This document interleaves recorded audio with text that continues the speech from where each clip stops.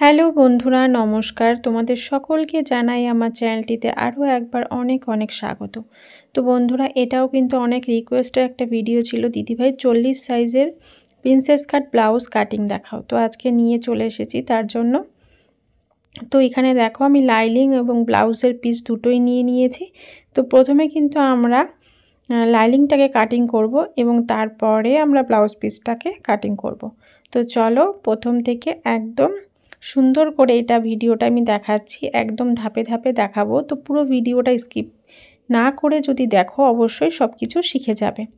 তো প্রথমত দুভাঁজ করে নিয়েছি এবং লম্বা যা থাকবে ঝুল তার সাথে 1 ইঞ্চি যোগ করতে হবে। তো আমি কিন্তু এখানে 15.5 ইঞ্চি লম্বা বা ঝুল নিয়ে নিয়েছি। সেই বরাবর সোজা করে এইভাবে দাগ টেনে এখানে কিন্তু আমাদের পুটের মাপ নিতে হবে। পুট কিন্তু আমি এখানে 6 ইঞ্চি নিয়ে নিয়েছি। তোমরা তোমাদের কাস্টমারের বডির মাপ অনুযায়ী পুট কিভাবে ভাঙতে হয় আমি শিখিয়ে দিয়েছি, ওই ভিডিওটা না দেখে থাকলে দেখে নিও। আর্মহোলের শেপের জন্য 1/2 ইঞ্চি বাড়িয়ে 6.5 ইঞ্চিতে দাগ দিয়ে দিলাম। এবার এই বরাবর সোজা করে দাগটাকে আমরা টেনে দেব। ওপরের দাগের সাথে এবার এইভাবে একটা বক্সের মতো আমরা করে নেব। এবার এই দাগ বরাবর আমাদের কিন্তু ছাতির যে মাপটা রয়েছে সেটাকে কিন্তু 4 দিয়ে ভাগ করতে হবে। তো যেহেতু 40 সাইজ ছাতির জন্য 4 দিয়ে ভাগ করলে কিন্তু আমাদের 4 10 40 10 ইঞ্চি আসছে। আর তার সাথে 1.5 ইঞ্চি আমরা কিন্তু এক্সট্রা এখানে সেলাই মার্জিনের জন্য নিয়ে নেব। তোমরা 2 ইঞ্চিও নিতে পারো। নিচে কোমরের মাপকেও কিন্তু 4 দিয়ে ভাগ করতে হবে, বা পেটের মাপ। তো 32 হচ্ছে কোমর, তো এখানে 4 দিয়ে ভাগ করে হচ্ছে 8 ইঞ্চি আসছে। 1 ইঞ্চি হচ্ছে ট্যাকেনের জন্য নিয়ে নিয়েছি, আরও 1.5 ইঞ্চি কিন্তু এক্সট্রা সেলাই মার্জিনের জন্য নিয়ে নেব। তো এখানে তোমরা 2 ইঞ্চিও এক্সট্রা রাখতে পারো। এবার ওপরের দাগের সাথে নিচের দাগ কিন্তু এইভাবে আমরা মিলিয়ে দেব। এবার আমরা গলার চওড়া নিয়ে নেব এখানে 2.5 ইঞ্চি। যেহেতু 40 সাইজ সেই জন্য 2.5 ইঞ্চি নিয়ে নিয়েছি। তো এখান থেকে গলার লেন্থ যে যেরকম নিতে চায় এটা কিন্তু তার চয়েস অনুযায়ী নিতে পারে কাস্টমারের। তো এখানে আমি প্রায় 10 ইঞ্চি মানে নিচে ডিপ রেখেছি। আর এখানে 3 ইঞ্চি, যেহেতু পিঠটা একটু ছড়িয়ে দেব সেই জন্য এখানে 3 ইঞ্চি রেখেছি। এবার একটা বক্সের মতো আমরা করে নিচ্ছি। এবার কিন্তু পিঠে যে যেরকম শেপ নিতে চায়, অনেক রকম ডিজাইন আছে, যে যেমনটা নিতে চায়। তো আমি 7 ইঞ্চি নিচে একটা মার্কিং করে এইভাবে কিন্তু আমি এখানে একটা স্কোয়ার ভি টাইপের শেপ দিয়ে দিয়েছি। এবার দেখো এখানে আমরা 1/2 ইঞ্চি মতো একটু ডাউন দেব, আর এইভাবে কিন্তু আমরা মিশিয়ে দেব। এবার দিয়ে দেব আর্মহোলের শেপ। তার জন্য কিন্তু আমরা এই কোণা থেকে 1.5 ইঞ্চি মতো একটা পয়েন্ট করব। এবার দেখো আমরা এইভাবে হালকা হাতে কিন্তু এটা রাউন্ড করে দেব। এখানে চাইলে তোমরা স্কেলের সাহায্যও নিতে পারো। এবার চলে আসব আমরা পেছনের ট্যাকেনের মাপে।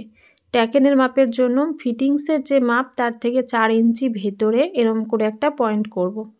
এবার দুই পাশ থেকে 1/2 ইঞ্চি করে নিয়ে ওপরে কিন্তু প্রায় 4.5 5 ইঞ্চি অবধিও পয়েন্ট করতে পারো। এবার ঠিক এই রকমভাবে কিন্তু আমরা এটা ট্যাকেনের জন্য মার্কিং করে নিলাম। এবার দেখো আমরা এই পুরো পার্টটাকে কিন্তু কাটিং করে নেব। তো বন্ধুরা, একদম প্রথম থেকে যারা সেলাই শিখতে চাইছো তাদের জন্য কিন্তু আমার চ্যানেলটিতে একদম হাতে ধরে সেলাই শেখানো রয়েছে ভিডিও। তোমরা চাইলে আমার চ্যানেলটিতে গিয়ে দেখে শিখে নিতে পারো। তো পিঠটা দেখো কাটিং হয়ে গেছে। এবার আমাদের যে এক্সট্রা পার্টটা রয়েছে সেটাকে একটু বাড়িয়ে নিতে হবে। এইভাবে দেখো একটু বাড়িয়ে নিয়ে কিন্তু এটাকে সমানভাবে এইভাবে প্রেস করে হাত দিয়ে চেপে নিয়েছি। এবার যে সোজা নিচটা সোজা রয়েছে তার থেকে 1 ইঞ্চি ওপরে একটা পয়েন্ট করতে হবে। ঠিক আছে, চাইলে তোমরা নিচটা সোজা করে স্কেল দিয়ে দাগ দিয়ে নিতে পারো।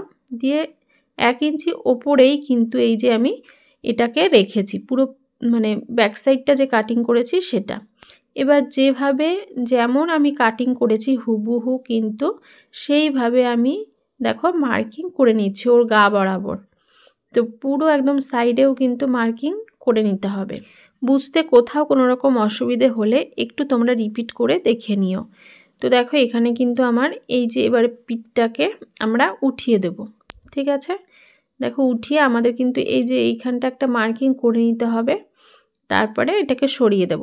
দেওয়ার পরে দেখো আরমোলের যে শেপটা আমরা ব্যাক সাইডে দিয়েছিলাম মানে পেছন পাটে, সামনের পাটে কিন্তু আরও 1/2 ইঞ্চি আমরা এইভাবে ছেটে নেব।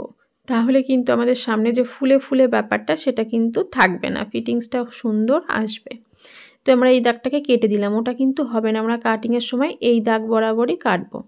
এবার আমাদের কিন্তু একটা পয়েন্টের মাপ নিতে হবে। এবার দেখো এখানে কিন্তু একটা খাপের মাপ থাকে প্রিন্সেস কাটে, তাই তো? তো এটা একটু ভালো করে এইখানটা বুঝে নাও। তার জন্য কিন্তু আমরা এইখানে 1 ইঞ্চি মতো বেশি নিচ্ছি। কেন নিচ্ছি পরে দেখলে বুঝতে পারবে। আর নিচের সাইডে কিন্তু আমরা 2.5 ইঞ্চি মতো বেশি নিয়ে নেব, ঠিক আছে? তাহলে এবার উপরের দাগের সাথে আমরা নিচের দাগটাকে কিন্তু মিলিয়ে দেব, এই যে এইভাবে। প্রিন্সেস কাটের খাপের মাপটাই কিন্তু মেন।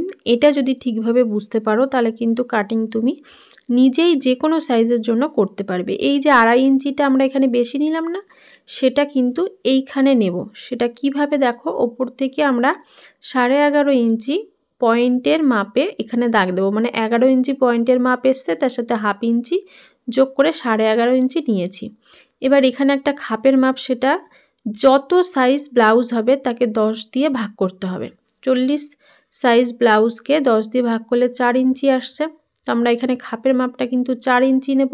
আর 40 সাইজের খাপের মাপের জন্য আমরা 2.5 ইঞ্চি যে ছেটে ফেলে দেব সেটা 2.5 ইঞ্চি নিয়েছি, ঠিক আছে? এবার দেখো সেই 4 ইঞ্চিটা আমাদের এই যে ওপর থেকে একটা পয়েন্ট করেছি 11.5 ইঞ্চিতে, আর এখানে একটা পয়েন্ট হয়েছে 4 ইঞ্চিতে। এবার দুটো দেখো একটা মিলে একটা পয়েন্ট হয়ে গেছে। নিচেও সেম 4 ইঞ্চিতেই আমাদের দাগ দিতে হবে। এবার এই যে 2.5 ইঞ্চিটা, এটা কিন্তু 40 সাইজের জন্য পারফেক্ট হবে।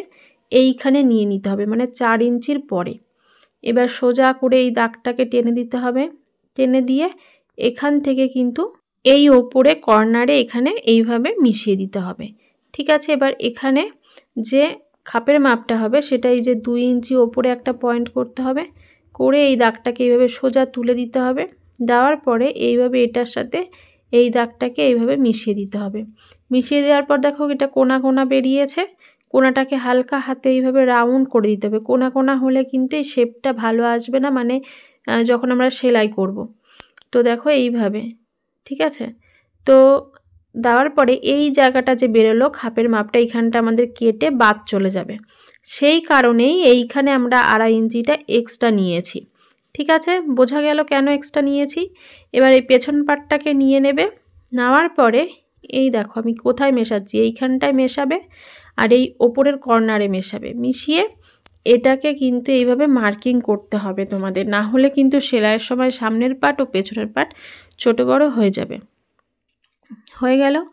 এবার দেখো আমাদেরকে কিন্তু সামনের গলার শেপ দিতে হবে। তার জন্য যে যেরকম শেপ নিতে চায়, যতটা ডিপ নিতে চায়, আমি এখানে 6 ইঞ্চি নিয়েছি ডিপটা, আর এখানে কিন্তু 2.5 ইঞ্চি নিয়েছি। নেওয়ার পরে একটা বক্সের মতো করে দেব। এবার দেখো আমি সামনেটা একটু অন্য টাইপের শেপ দেব। তো তার জন্য কিন্তু এখানে মোটামুটি 4 ইঞ্চিতে এই যে পয়েন্ট করলাম। তো এখান থেকে দেখো কিভাবে এই সুইট হার্ট গলার শেপটা এইভাবে দিয়ে দেব।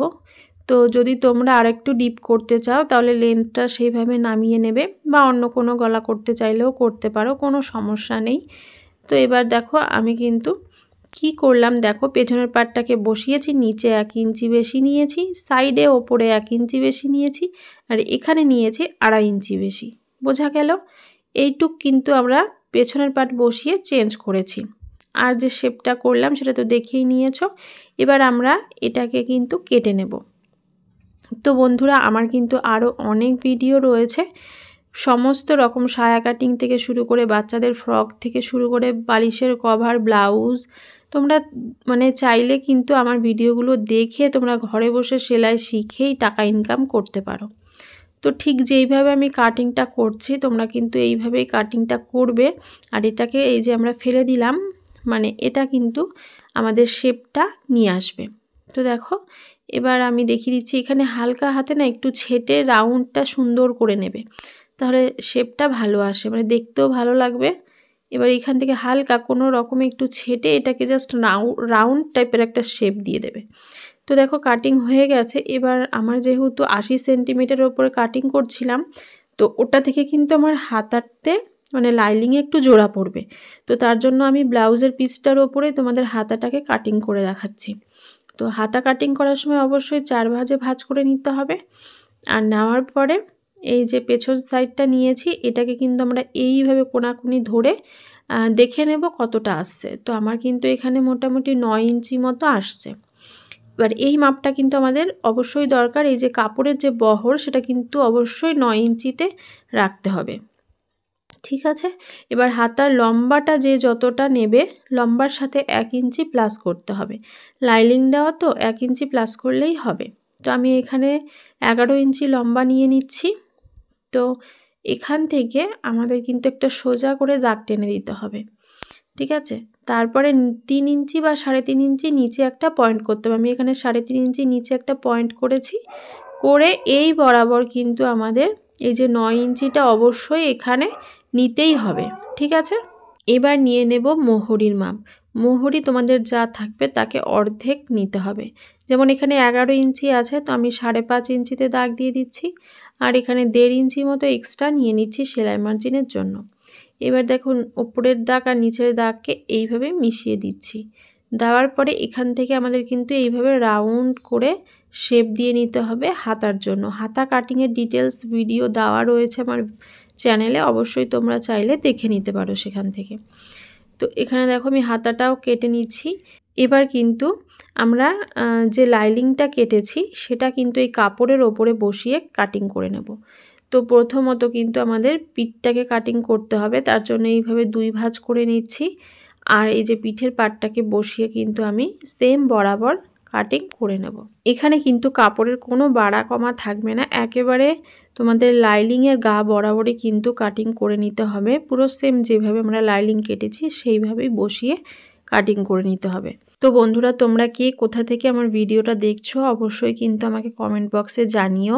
আর তোমাদের প্রত্যেকটা কমেন্ট আমার কাছে অনেক বেশি মূল্যবান। তো এবার আমাদের যে পাটটা কাটিং করব তার জন্য কিন্তু অবশ্যই জোড়া সাইডটা রাখতে হবে। যদি সামনে হুক ঘাট না করো তো জোড়া সাইডটা রেখে কিন্তু এইভাবে এই পাটটাকে বসিয়ে দিতে হবে। আর সেম যেইভাবে তোমরা কাটিংটা করেছো লাইলিংয়ে সেইভাবেই কিন্তু কাটিংটা করে ফেলতে হবে। এবার এই পাশের পাটটা তোমরা যেখানে একটু কাপড়টা বেশি মনে হবে যে বসালে বাজবে সেইভাবে কিন্তু বসিয়ে এটা যেদিক থেকে খুশি তোমরা কাটিং করতে পারো, কেন কি এটা 2 সাইডে খোলাই থাকবে। তো এইভাবে আমি দেখো যেখান থেকে একটু বসালে কাপড়টা বাঁচাতে পারবো সেইভাবেই কাটিংটা করে নিচ্ছি। তো বন্ধুরা, পুরো ভিডিওটা দেখে তোমাদের যদি কোথাও কোনো রকম অসুবিধে হয় অবশ্যই তোমরা আমাকে কমেন্ট বক্সে জানাবে। আর ভিডিওটা ভালো লেগে থাকলে অবশ্যই আমাকে লাইক, কমেন্ট, সাবস্ক্রাইব করে পাশে থেকো। আর যারা ভিডিওটা দেখতে দেখতে করে ফেলেছো এই কাজগুলো তাদেরকে অসংখ্য ধন্যবাদ। তো বন্ধুরা, এই ব্লাউজটার সেলাইয়ের ভিডিও কে কে দেখতে চাও অবশ্যই আমাকে কমেন্ট বক্সে জানিও। যদি তোমাদের কমেন্ট অনেক আসে তাহলে কিন্তু অবশ্যই আমি সেলাইয়ের ভিডিওটা দিয়ে দেবো। তো দেখা হচ্ছে পরের ভিডিওতে। টাটা বন্ধুরা।